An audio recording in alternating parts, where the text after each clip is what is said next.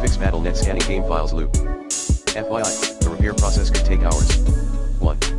Backup and delete any folders for Battle.net, Blizzard, and / or Blizzard Entertainment. 2.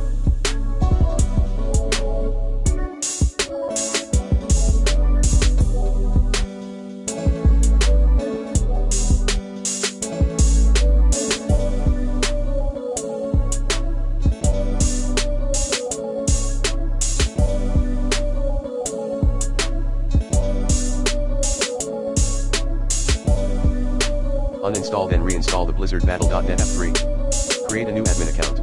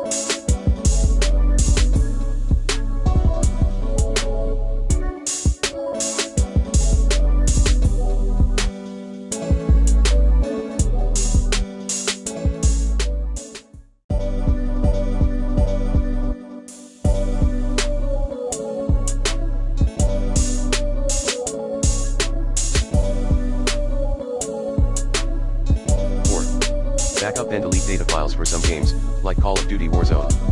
5. Uninstall and reinstall the problematic game.